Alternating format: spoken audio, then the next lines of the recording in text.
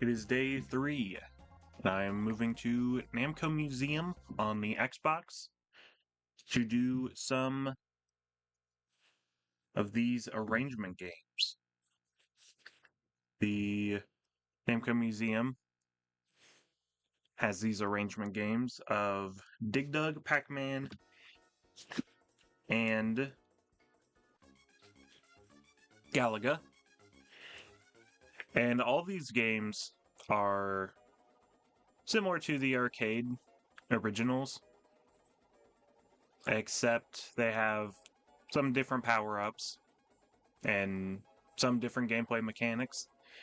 But the interesting thing is you can actually beat all of them. They do have an ending, and they're fairly easy because since these are not, well, I think some of them were actually arcade games. Oops. But since you don't have credits, game overs don't really affect you. So you can just keep playing infinitely until you win. Now, I'm not playing very well, and that is because I am playing on the Xbox version. And the reason that doesn't do very well for me is because the D-pad on the original Xbox controller isn't very good. So I'm using the control stick, which for a game like this also is not very good. But starting in World 1, this is something that if I wanted to be the absolute fastest, I would actually play the Game Boy Advance version of this game. But it was much easier to set it up on the Xbox. And plus, the other two arrangement games are not on Game Boy Advance, as far as I am aware. So I have to play it on... I have to play those two on Xbox anyway. So I may as well just do all of them on Xbox.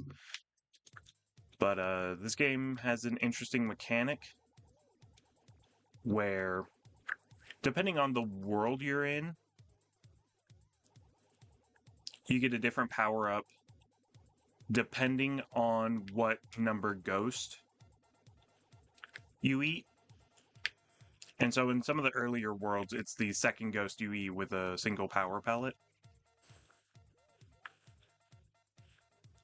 And each pill does a different thing.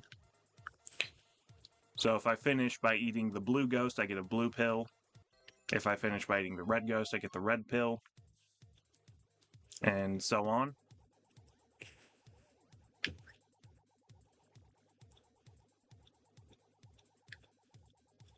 I don't know why it's not actually giving me the power-up. It's a bit more consistent on the Game Boy Advance version, at least. And it doesn't really matter, because I'm not going for the fastest time or anything. I'm just trying to beat the game semi-quickly, which will probably just happen anyway. But yeah, if I wanted to be the absolute fastest, I would play the Game Boy Advance version, because there are some easier patterns to set up where you can get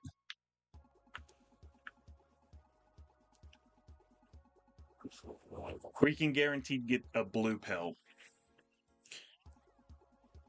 The blue pill is the fastest for beating the game quickly because it doubles.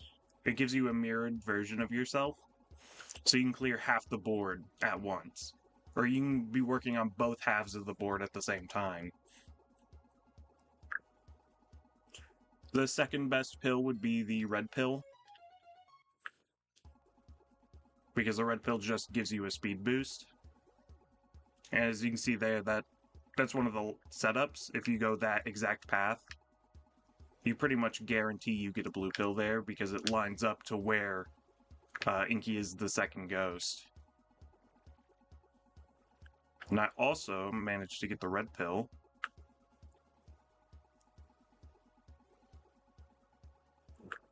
Later on in the game, though, it'll be the fourth ghost you eat, I think.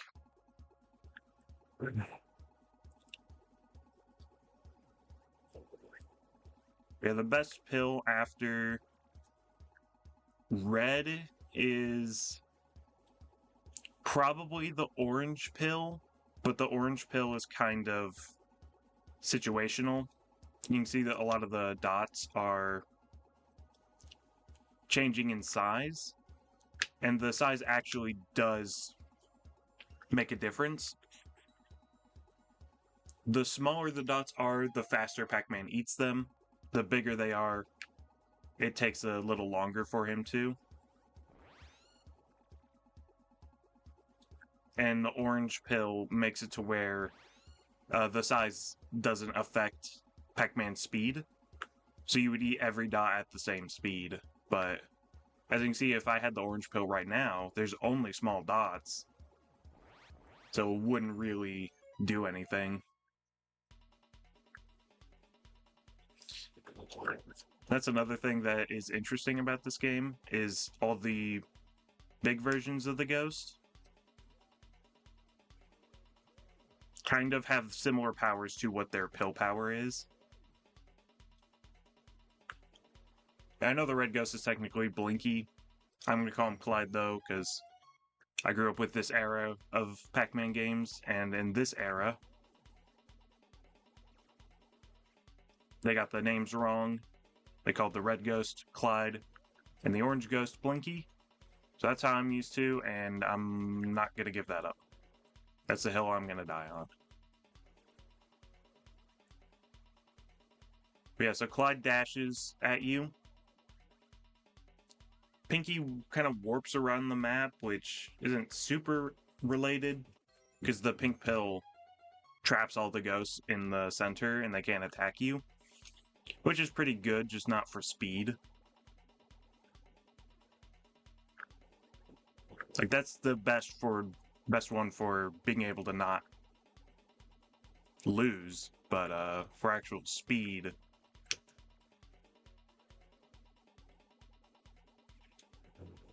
Oops, where did I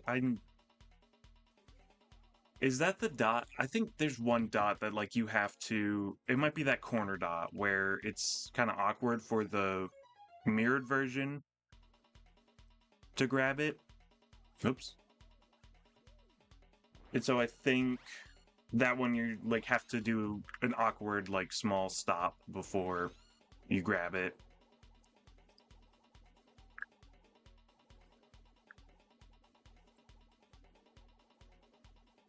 But yeah, then Inky will clone himself, and Blinky will actually create large dots.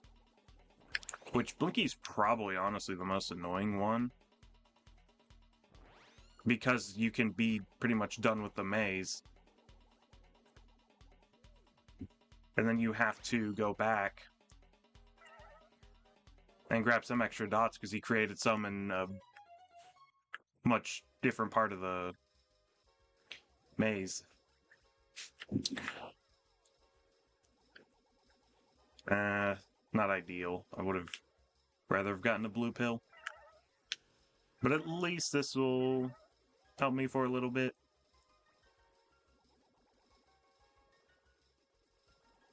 Well, now the power pellet didn't do anything on Blinky.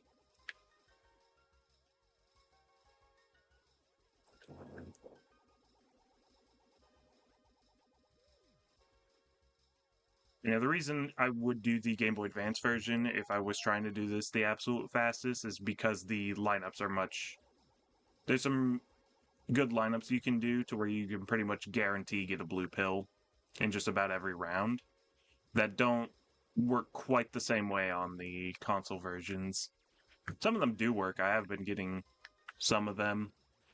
But then also, if I was on the Game Boy Advance version, I need to see if it's possible on Game Boy Player to just use the Game Boy Advance as a controller, because using any controller that doesn't have a good D-pad is not great for 2D games. And the original Xbox controller and the GameCube controller are definitely not great for 2D games. It's kind of a shame that it seems like a lot of the 2D games I'm going to do are on these consoles, because I think for this generation of consoles, the PS2 has the only decent D-pad. And honestly, for a lot of 2D games, I'd much prefer to use the PS2 controller. Well, I use a PS1 controller, actually. I think... I don't know if I've just never had a great PS2 controller, but I've always found PS1 controllers just feel a little better than PS2 controllers.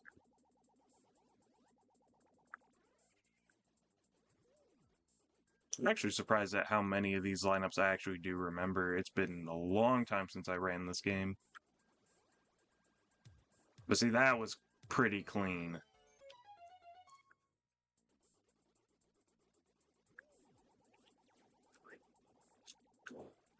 Eh. That wasn't very optimal. That was very not optimal.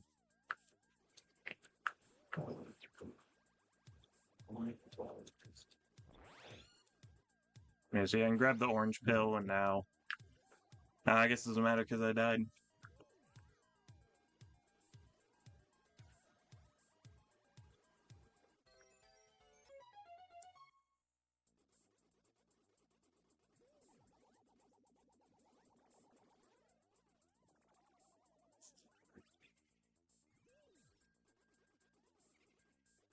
At least that was just a normal death. And as you can see, I missed that dot in the corner. But if you get a game over, the dots don't reset like it would in some other classic Pac-Man games. So I got a game over here, but I could just continue. And the game continues as normal. But any power-up in the middle would disappear. So if you have a blue pill available in the center, and then you get a game over, that pill is gone. But yeah, and so this game, even if I get like a really bad setup, or just the ghosts are very aggressive, since game overs don't really do anything, it's a very easy game just to kind of brute force. So even if you die a lot, you just keep playing and eventually you win. There's no way you can really lose.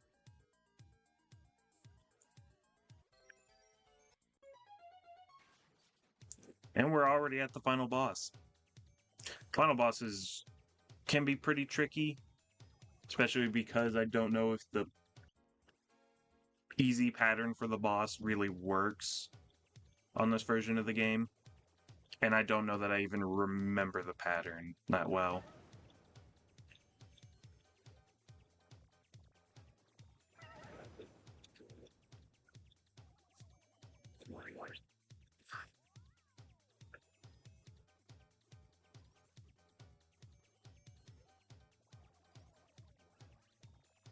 Yeah, any maze-type Pac-Man game that doesn't really...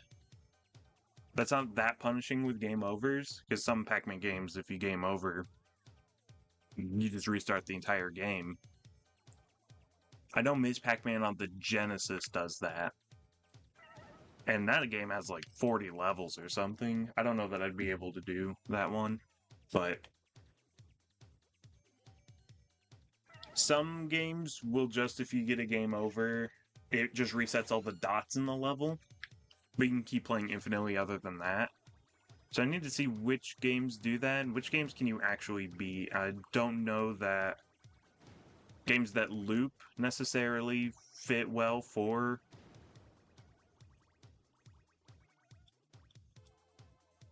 I probably should have gotten left there instead of down. But yeah, games that loop and are like supposed to be infinite games, I don't think really fit the definition of the challenge. So I probably won't do any game like that, so that probably means not doing Pac-Mania, which is kind of a shame because Pac-Mania on the Genesis is actually a really cool game. Because it's, if you play on the hardest difficulty, it goes insanely fast. But as far as other maze-type Pac-Man games go, there actually is a different version of this game on the PSP that I can do. And There's Adventures in Time on PC, which is, I mean, that one's kind of long, but not long for a Maze Pac-Man game, but it's not too bad. I can probably do Maze Madness, so that's a different game. Different style of game, more of a puzzle than a complete, just get all the dots. Are there any other Maze type Pac-Man games that you can beat? Other than Maze Pac-Man on the Genesis, because I just don't think I'm going to be able to do that one. That one's pretty tricky. But yeah, one of the shortest games I'll probably be doing, less than 15 minutes. And they're still. This is the shortest of the arrangement games, though. The others are more closer to an hour long. But yeah, game number 5 on day number 3. Just one more to keep that average of 2 games a day.